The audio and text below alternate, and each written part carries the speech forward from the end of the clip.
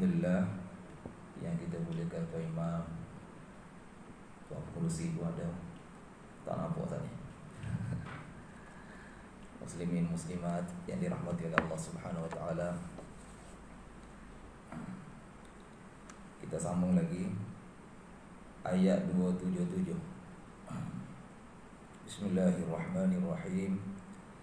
Innal ladzina amanu wa 'amilus solihati wa aqamus salata wa atawuz zakata lahum ajruhum 'inda rabbihim wa la khaufun 'alaihim wa la hum yahzanun. Maksudnya sesungguhnya orang-orang yang beriman. Innal ladzina amanu, orang yang beriman, beramal saleh, mendirikan sembahyang dan mengeluarkan zakat. Lahum, bagi mereka itu, ajruhum, ajar maknanya pahala, inda rabbihim, di sisi Tuhan mereka. La khaufun alaihim, tiada sebarang ketakutan, tiada mereka takut dan tiada pula mereka berduka cita. La khaufun alaihim wala hum yahzanun. yakni orang-orang yang beriman kepada Allah. Beriman kepada Allah, mengimani. Iman kepada Allah ni termasuklah mengimani kewujudan zat Allah Subhanahu wa taala. Mengimani, meyakini zat Allah ni zat yang maujud, yang wajibul wujud. Sebab ada orang tak meyakini, pokok etis kan, mereka kata Allah ni tak wujud. Dan alam ni lagu mana? Jadi sendiri. Telur mari daripada ayam, ayam mari daripada telur. Mesti gitu. Itu tanggapan mereka. Tak tahu mana dulu. Telur mari daripada ayam, ayam mari mana? Ayam mari daripada telur. Semua makhluk hidup, itulah silsilahnya, rantaiannya. Itu tanggapan mereka. Tak ada pencipta. Jadi mengimani, beriman kepada Allah, termasuklah kita meyakini kewujudan zat Allah Subhanahu wa taala. Dan juga meyakini bila ada zat, ada sifat. Allah Taala ada sifat-sifat seperti yang disebut dalam Quran dan juga hadis. Allah ada sifat kalam, Allah ada sifat apa? Qudrat. Innallaha ala kulli syai'in qadir. Allah Maha berkuasa terhadap segala sesuatu. Allah Ta'ala ada sifat iradah, fa'alul lima yurid. Allah ada sifat apa? Ilmu, sifat ilmu, alimun bidatis sudur. Sifat sama', basami'un, sifat basar, dan lain-lain. Banyak lagi sifat-sifat Allah Subhanahu wa ta'ala. Semua itu kita mengimani. Dan masalahnya Allah ni tak nampak. Macam mana kita nak mengimani? Tak nampak. Di dunia ni lah. Dunia ni kita tak nampak Allah. La tudrikul absar wa huwa yudrikul absar. Tak ada mana-mana mata pun dapat melihat Allah Subhanahu wa ta'ala.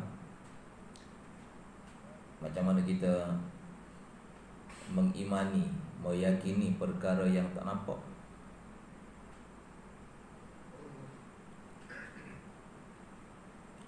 Jadi satunya tak nampak tak mestinya tak ada. Tak nampak tak mestinya tak wujud. Banyak benda pun yang kita tak nampak, benda tu ada, kita tak nampak. Dalam badan kita, contoh, dalam badan kita ada apa? Ada gula, apa lagi ada? Ada besi. Gitu kan? Dalam badan kita ada garam, macam-macam kandungan dalam badan kita. Kalau belum, tak nampak pun gula. Tak nampak, tapi ada. Roh kita sendiri kita tak nampak. Roh. Tapi ada. Buktinya bila tiba masa mati, badan jadi sejuk. Roh keluar daripada badan, badan pun sejuk. Sebelum mati ada badan panas molek-molek ada.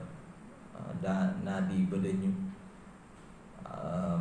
mata melihat, telinga mendengar. Bila mati semua tak berfungsi. Maknanya roh tu ada, tapi tak ada siapa nampak roh. Jadi tak mestinya tak nampak tu bermakna tak ada. Allah Ta'ala atas sesuatu hikmah, Allah Ta'ala jadikan zatnya min wara'i hijab, di hijab.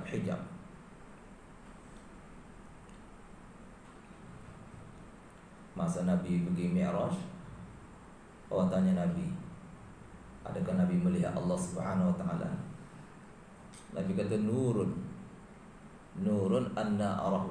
Allah Ta'ala hijabnya cahaya. Macam mana aku dapat melihat Allah Subhanahu Wa Ta'ala? Nurun anna arahu. Jadi sesuatu hikmah atas sesuatu hikmah, Allah Ta'ala jadikan zatnya kita tak nampak di dunia ni. Di syurga lain cerita. Di syurga orang mukmin akan dapat melihat Allah Subhanahu Wa Ta'ala dengan mudah.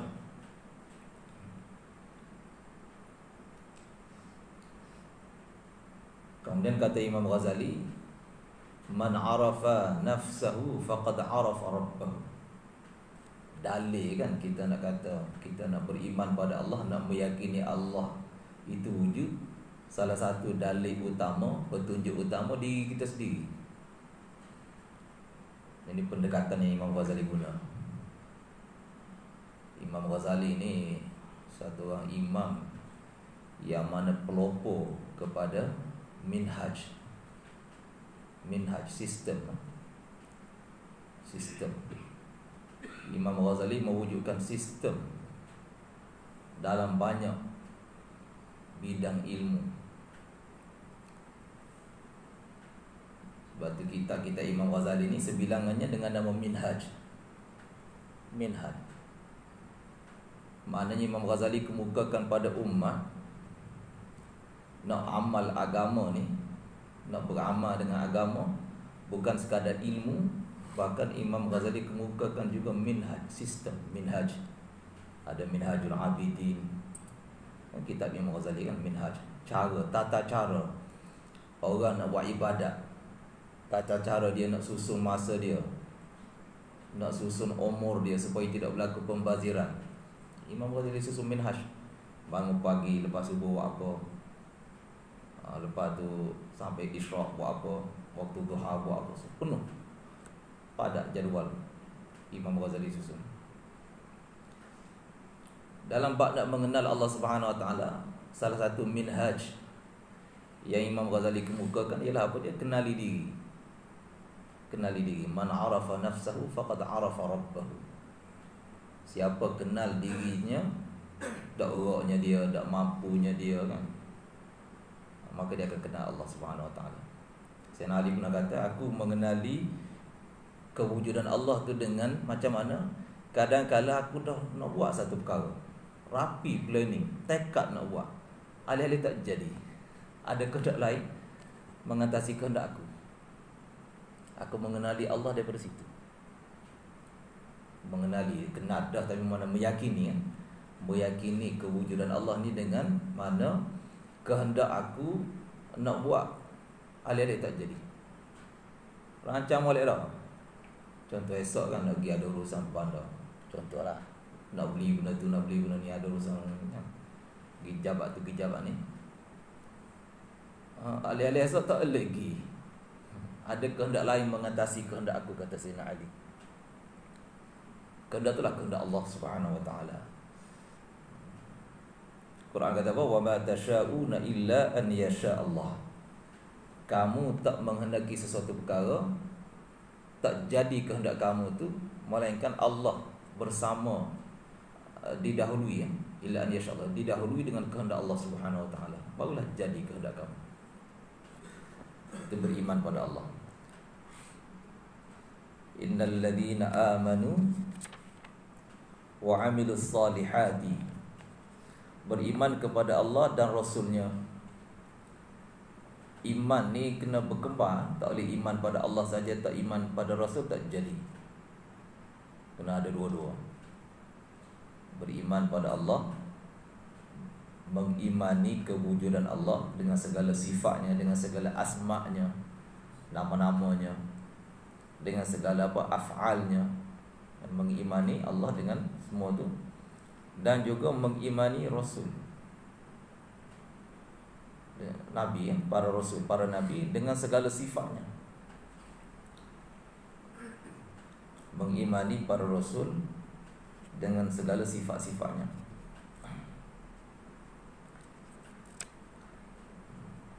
Termasuklah mengimani Rasul tu khatamun nabiyyin. Termasuk juga. Ada orang dia beriman pada Nabi tapi dia kata dak khatamun nabiyyin. Ada lagi Nabi selepas baginda. Maka tak sah tu keimanan dia tu.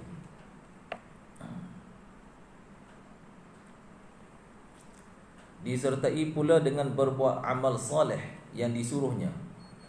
Wa amilus solihati, buat amal soleh yang disuruh oleh Allah Subhanahu Wa Taala. Soleh ni kayu ukurnya apa benda? Amal soleh. Apa dia punya mi'yar dia? Mi'yar, kayu ukur. Siapa boleh cover ni amal soleh ni? Penentuan soleh ni apa dia? Nak tengok ke mana? Nak pandang ke mana? Quran kata laisal birra an tuwallu wujuhakum qibalal masyriqi wal maghrib. Kebaktian, kesalehan ni bukan dengan menghadap muka kamu pandang ke timur, pandang ke barat, ke utara, ke selatan, ke bukan. Tapi penentuan soleh ialah Nabi. Kan amalan Nabi SAW. Tengok Nabi buat lagu mana, itulah kesalehan. Jadi kayu ukur dia nak menentukan soleh Nabi. Sebab itu salah satu pelajaran yang patut kita ambil berat juga lah kalau berpeluang ialah pengajian hadis. Mengaji hadis. Kita mengaji tafsir, mengaji Quran ni, terjemahan Quran dan sebagainya, nak tahu firman Allah, nak tahu apa Allah nak tahu apa Allah nak daripada kita. Allah Ta'ala selaku Rabb kita, pemelihara kita, Tuhan kita, pencipta kita, dia nak benda daripada kita sebagai hamba. Apa dia nak? Itu tujuan kita baca ayat-ayat Allah ni. Utlu ma uhiya ilaika minal kitabi. Baca kitab Allah yang diwahyukan kepada kamu. Tujuannya tu supaya kita tahu kita punya Rabb kita nak benda, apa dia punya kehendak dia. Macam jabat lah contoh kan, pekerja pejabat kan, kalau dia tak tahu kehendak bos dia lagu mana,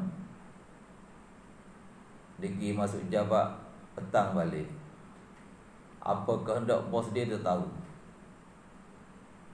Sebenarnya dia pening kepala. Yang kedua, bos tak puas hati dengan dia. Kan gitu kan? Dia tak tahu nak buat benda, tak jelas. Bos nak benda tu, masuk jabat, tak jelas. Tak tahu bos nak apa. Jadi dia akan membazirkan masa dia. Satu, yang kedua, bos pun tak senang hati pada dia. Itu sekadar bandingan lah kan. Lebih-lebih lagi Allah Ta'ala, kita duduk atas muka bumi ni, Allah buat mari kita sekejap. Sekejap aja. Nabi kata a'maru ummati baina sittin ila sab'in wa qalla man tajawaza dhalika. Umur umatku ni antara 60 hingga 70 tahun. Dak ramai hak lebih daripada tu. Lakoh 70 ni dak ramai melepasi 70. Jadi sekejap sangat mari. Daripada 70 tahun tu 20 tahun habis gitu je rasanya. Kata-kata lah kan, 20 tahun habis umur remaja, habis minat bola dengan bola, minat mancing dengan memancing, habis gitu kan 20 tahun. Di 50 tinggal. 50 tu tidur saja 8 jam purata sehari. Purata tidur 8 jam. Tolak dah situ. Jadi tak panjang, tak banyak. Maka dalam masa sekejap ni kita nak tahu apa yang Allah nak. Itu tujuan kita baca ayat-ayat Allah Subhanahu Wa Taala. Kemudian supaya kita buat tu jadi amal soleh, maka kena baca hadis Nabi. Baca hadis Nabi. Sebab penentuan ataupun kayu ukur kesalehan ni ialah Nabi. Laqad kana lakum fi Rasulillahi iswatun hasanah. Iswatun, uswatun, dua-dua boleh. Makna dia sama je. Untuk kamu pada diri Nabi uswatun hasanah. Iswatun, mana tu Imam boleh dua kira ada situ. Dua kira ada. Kira 7 dua tu. Uswatun, iswatun. Kira 7 dua. Kira qiraatani sab'iyatani. Kedua-duanya merupakan qiraat 7. Qiraat 7 ni qiraat yang mutawatir lah ya, yang sampai kepada kita melalui saluran ramai. Untuk kamu pada diri Nabi tauladan yang baik. Uswatun, tauladan. Oh, putih kata role model. Model contoh. Hasanah yang baik. Tapi untuk semua kan? Tak juga. Liman kana tu. Ayat tu sambung tu. Lakum tu bukan semua tu yang ambil uswatun hasanah daripada Nabi.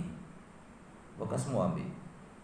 Umat Nabi ni ramai-ramai umat Nabi, bukan semua yang ambil uswatun hasanah dari Nabi. Siapa yang ambil? Liman kana. Lakum tu di apa? Kalau dalam bahasa nahwu dipanggil badal. Liman kana yarjullaha wal yawmal akhir wa dzakarallaha katsira. Badal ni tukar percakapan. Kan kita cakap kan, cakap apa bahasa kena speak scope sikit. Tu jadi badal. Mula-mula Allah kata semua kamu. Untuk semua kamu pada diri Nabi uswatun, tauladan. Patut berasa maknanya Allah Ta'ala speak kan scope sikit. Jangan kata Allah bawa perasan, bukan gitu. Allah bawa perasan silap cakap ni. Allah pun bukan gitu kan. Bukan gitu. Itu dia panggil akidah, kita panggil akidah badak. Akidah badak ni di kalangan orang Syiah ada akidah ni. Akidah badak ni mana apa Allah teritah. Sani salah cakap ke, salah buat keputusan ke, teritah. Itu tak boleh, kita tak boleh. Kita dalam akidah yang betul, akidah yang hak, akidah Ahlussunnah wal Jamaah, tidak ada akidah badak nama dia tu. Al-bada, ba, dal, alif, hamzah, bada. Itu akidah orang Syiah. Kalau badak ni ada, Allah jadi macam sama dengan makhluk. So, kemarin Allah tak tahu, hari ni Allah bertukar fikiran. Sedang Allah Ta'ala tahu. Allah Ta'ala alim bima kana wa ma yakun, perkara yang dah berlaku, perkara akan berlaku, dan Allah Ta'ala tahu semua. Dah warna timbul badal dalam percakapan, dalam firman Allah. Badal tukar. Tukar bukan kerana dah tahu. Tukar tu dalam bentuk apa dia? Allah Ta'ala khitab, Allah Ta'ala cakap pada manusia dengan dua tahap. Dengan dua tahap kan. Sebab Quran ni syifa kan. Quran ni penyembuh. Penyembuh fizikal tu selagi penyembuh rohani. Jadi orang yang mengalami penyakit rohani ni banyak tahap. Walau kata untuk semua, Nabi contoh tauladan untuk semua kamu. yakni dalam hal-hal manusia ada tahap penyakit rohani dia tu tahap yang umum, maka dia kena mencontohi Nabi dalam perkara yang umum. Ada pula yang mana dia punya penyakit rohani itu lebih apa? Lebih khusus. Penyakit rohani lebih khusus. Jadi dua-dua tu, yang sakit secara umum tiru Nabi, kalau nak darjat lagi tinggi tiru Nabi dalam perkara yang lebih khusus. Jadi dua tahap tu. Percakapan Allah Ta'ala dua tahap. Hak lakum tu tahap umum, semua sekali kena tiru Nabi kan. Kalau nak darjat lagi tinggi, kena tiru dalam perkara yang lebih khusus lagi. Contoh umum macam mana? Contoh perkara umum ialah ketaatan pada Allah secara umum. Nabi punya ketaatan kepada Allah. Nabi taat pada Allah umum. Kalau kita pergi pada khusus lagi, ketaatan Nabi contohnya Nabi semayang sampai bekok kaki, tawarramat qadamahu. Ini kita contohi juga. Nabi semayang malam panjang-panjang. Kata Aisyah, isteri Nabi kata hatta tawarramat qadamahu, sehingga bengkok kaki. Ini contoh khusus. Malas tu satu penyakit rohani kan. Malas semayang, penyakit rohani. Orang munafik Allah ceritakan, wa idza qamu ila sholati, ada kira baca ila sholati, kira mana tu pernah tanya tu imam tu. Wa idza qamu ila sholati, Imam Warsh yang baca gitu. Wa idza qamu, cerita orang munafik, wa idza qamu ila sholati qamu kusala. Bila orang munafik ni bangun kepada sembahyang malas. Mana malas sembahyang tu satu penyakit. Dia ada dua tahap. Satu tahap malas kan, malas nak sembahyang hak fardu pun malas, hak 5 waktu pun malas. Itu penyakit umum. Kalau lagi khusus lagi, malas nak bangun malam. Jadi sebab tu dua tahap percakapan tu. Soalnya umum, lakum untuk kamu semua tiru Nabi. Jangan malas dalam sembahyang. Nabi kata ju'ilat qurratu aini fis shalah. Dijadikan sejuk mataku dalam sembahyang. Sedap, seronok hati dalam sembahyang, seronok hati dalam sembahyang. Itu umum. Kemudian bila pergi pada lebih khusus lagi, liman kana yarjullaha wal yawmal akhirah wa dzakarallaha katsira. Secara lebih khusus, tauladan Nabi ni untuk orang yang mana di tahap tinggi sikit. Tahap tinggi, iaitu dia ada ke yarju ni apa, dia ada pengharapan yang tinggi. Pengharapan yang tinggi bahawa dia akan bertemu dengan Allah Subhanahu Wa Taala. Ada orang dia tak berharap, bahasa Arab kata tak tawakal, tak ada expectation pun dia akan bertemu dengan Allah. Tapi orang mukmin yang iman dia tinggi, dia ada expectation, ada apa, satu tawakal, pengharapan dia akan bertemu dengan Allah Subhanahu Wa Taala. Lebih tu lagi kalau tak suka bertemu. Man ahabba liqa Allah ahabba Allahu liqa'ahu. Siapa yang suka, rindu nak bertemu dengan Allah, Allah pun rindu nak bertemu dengan dia. Sebaliknya orang yang mana tak suka bertemu dengan Allah, tak suka, dia tak ada expectation langsung, tak ada satu bayangan pun akan bertemu. Bahkan kalau boleh nak mengelak ini berat kan, nak mengelak bertemu dengan Allah Ta'ala. Orang mukmin sebab apa? Mukmin mati muda kan, mati senyum, mati seronok, muka bercahaya kan. Sebab dia rindu lama, rindu nak bertemu Allah, rindu nak bertemu Allah Ta'ala. Macam burung duduk dalam sangkar ni kan, tuan dia buka je dia terbang. Begitu roh orang mukmin. Roh mukmin duduk dalam badan macam burung dalam sangkar, tunggu masa je. Bila malaikat mau mari, jember, kata jember lah, jember keluar. Rindu dia nak bertemu dengan Allah Subhanahu Wa Taala.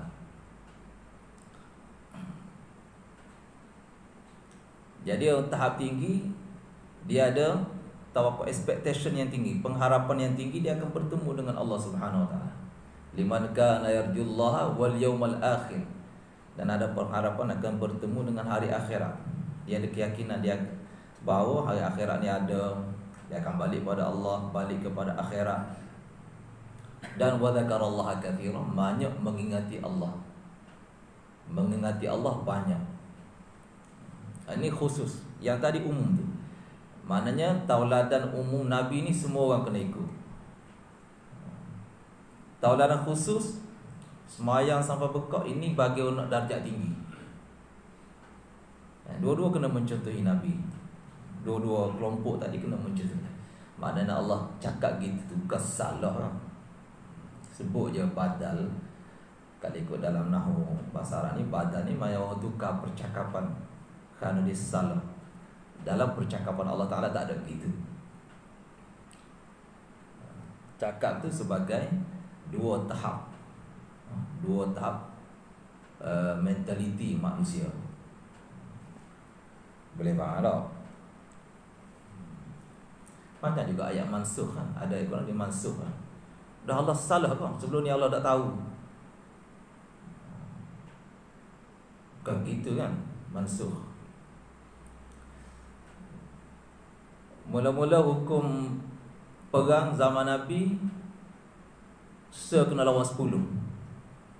Seorang lawan 10. In yakum minkum 20 sabiruna yaghlibu mi'atain. Kalau ada 20 orang,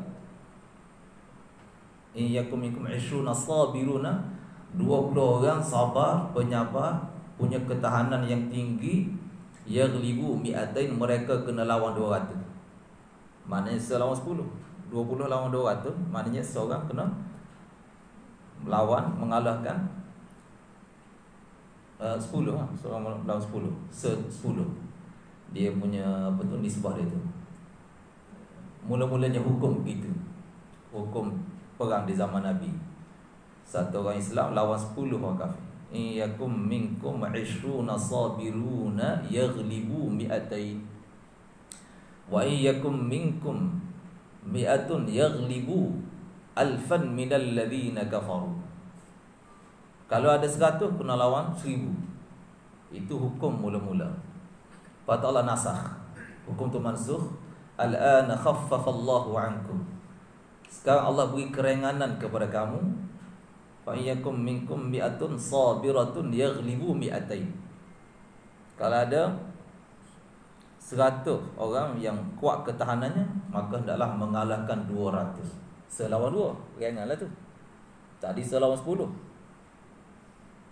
Ni selawan 2 kan? Allah beri keringanan. Dah Allah buat apa? Allah bertukar fikiran ke sebelum ni tak tahu ke? Bukan tak tahu. Allah beri 2 tahap hukum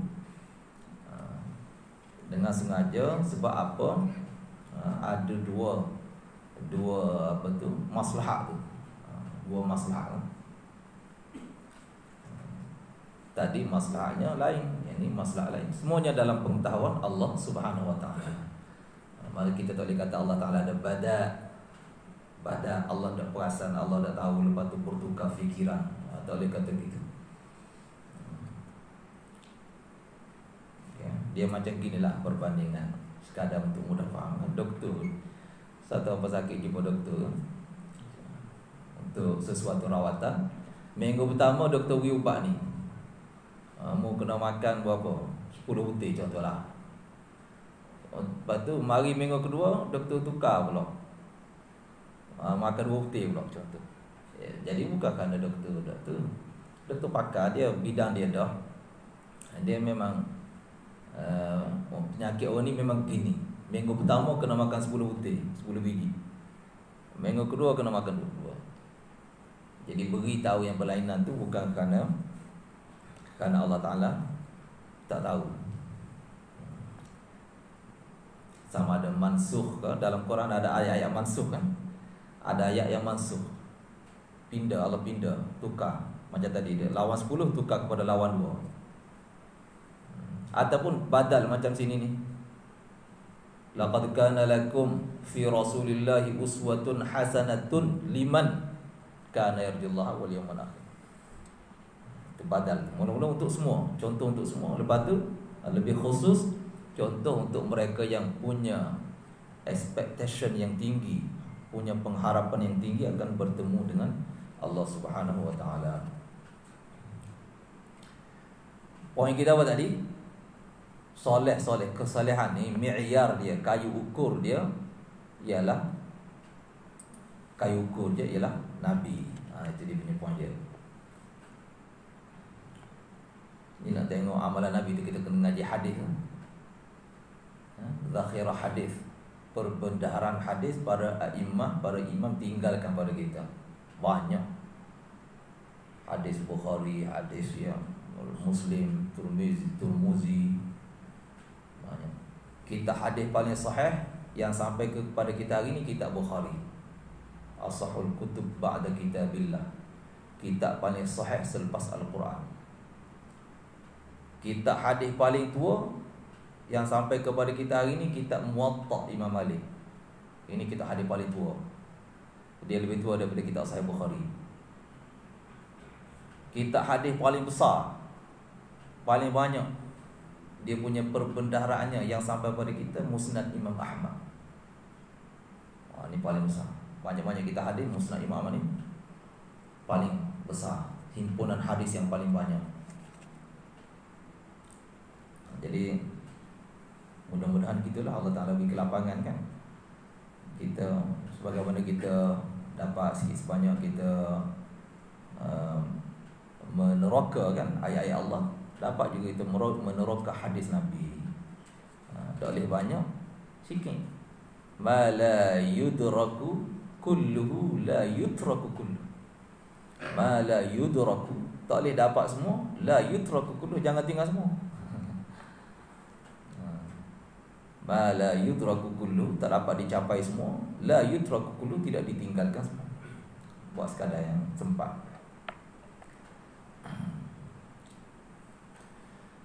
Kembali ya, berbuat amal soleh yang disuruh oleh Allah seperti meninggalkan makan riba.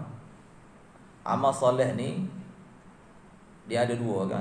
Satu dalam bentuk manhiyat, meninggalkan manhiyat, meninggalkan apa yang Allah larang. Dan yang kedua fi'lul ma'murat, melakukan apa yang Allah suruh. Dua tu masuk dalam ma'ruf.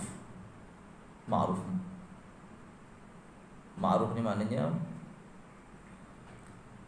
perkara yang ma'ruf. Ma'urifa husnuhu minasyari'i amran aw nahyan. Itu ma'ruf. Biasa kita dengar amar ma'ruf kan. Kita biasa dengar perkataan tu. Amar ma'ruf, suruh ke arah ma'ruf. Ma'ruf tu apa? Ma'urifa husnuhu, perkara yang diketahui benda tu, perkara tu molek. Diketahui daripada mana? Minasyari', daripada syari'. Diketahui daripada Allah dan Rasul. Bila sebut syari', syari' ni pembuat syariat, pembuat undang-undang. Itu mana syari', pembuat peraturan hidup. Syariat ni peraturan hidup. Pembuat siapa? Allah Ta'ala.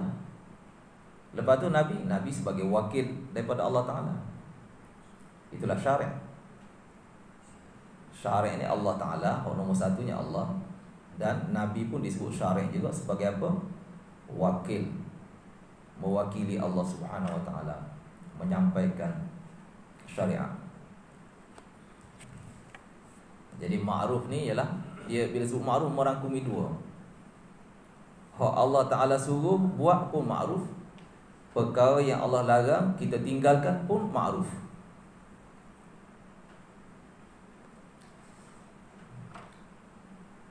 Meninggalkan memakan riba, ini contoh manhiyat. Manhiyat, larangan Allah.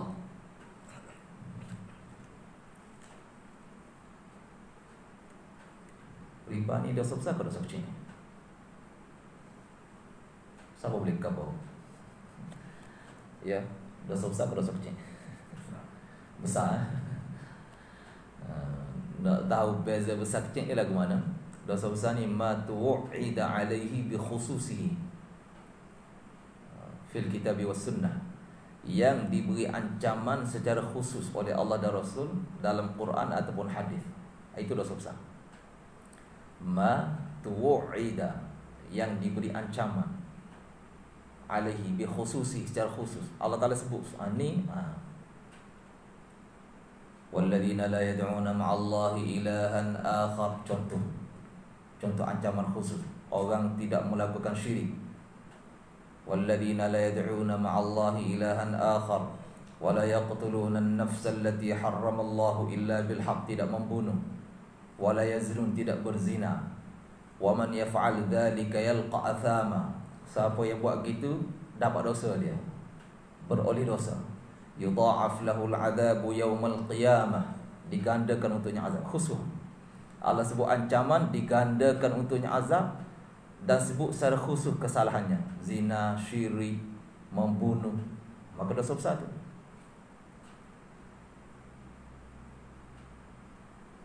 Dosa besar yang disebut secara khusus. Lari daripada medan perang.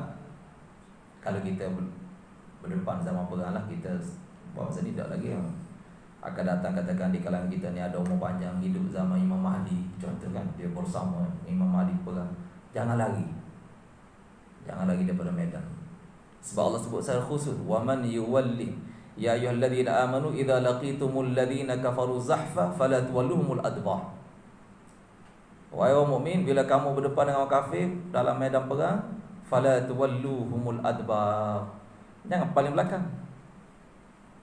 Kalau kata paling punggung, mana larilah. La tuwalluhumul adbar, jangan paling punggung, jangan lari maknanya.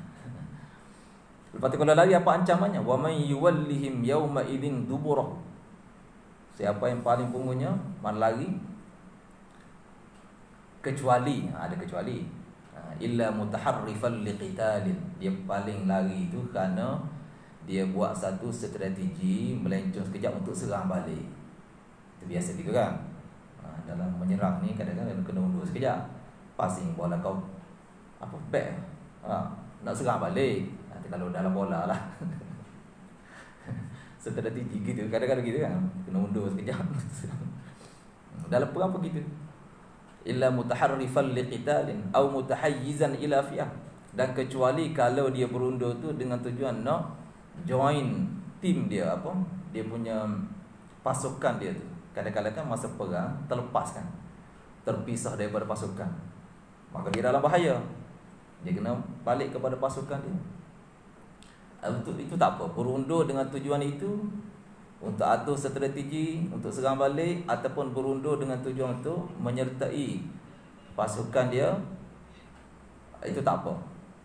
Kalau tidak, faqad ba'a bi ghadabin minallahi, dia buat balik kemurkaan daripada Allah, memperoleh kemurkaan daripada Allah. Itu ancaman itu. Sebab tu ulama menyebut bahawa lari daripada medan perang ni salah satu dosa besar, salah satu daripada dosa besar, minal kabair.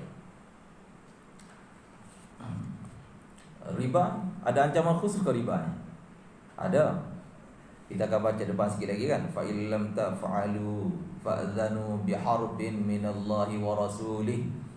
Kalau kamu tidak berhenti, tidak melakukan apa perbuatan meninggalkan riba ni, Allah suruh kamu tinggal, mudah tinggal, fa'dhanu, terimalah pengumuman perang daripada Allah. Allah isytihar perang, mana ada ancaman secara khusus, maka riba termasuk dalam dosa besar. Buat dosa besar ni kesan dia apa? Hilang adalah, hilang, dia jadi tidak adil. Bahasa mudah jadi fasik lah. Kalau dia jadi saksi nikah tak sah. Dalam nikah kan, akad nikah kena ada dua orang saksi kan.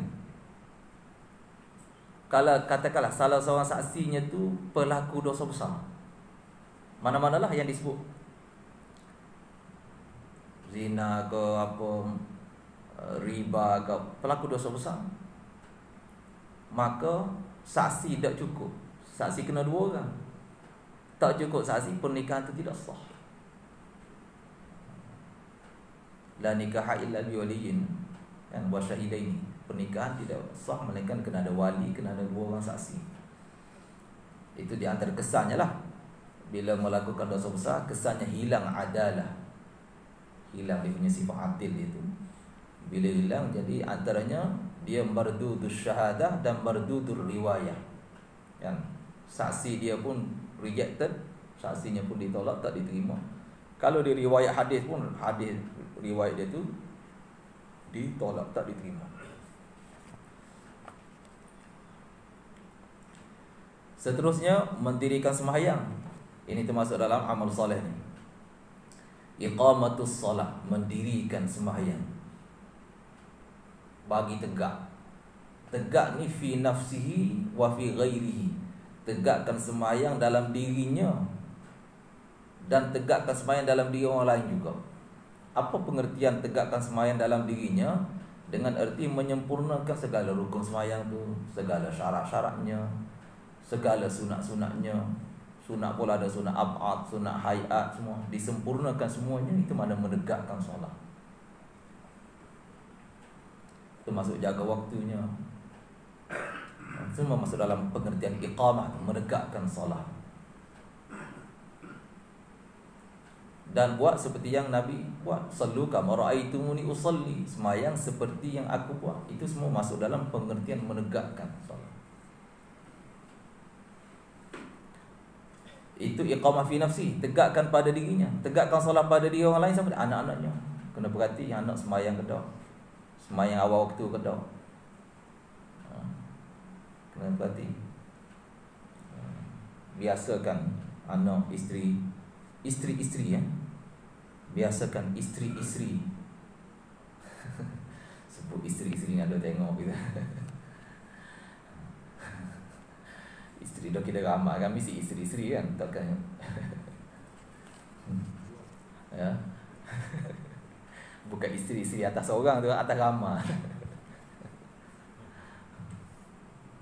Jadi perhatikan semua tu. Sebab Nabi sendiri pun Allah kata wa'mur ahlaka bis solah. Wahai Nabi, suruhlah keluarga kamu, ahli keluarga kamu, suruh mereka bersolat.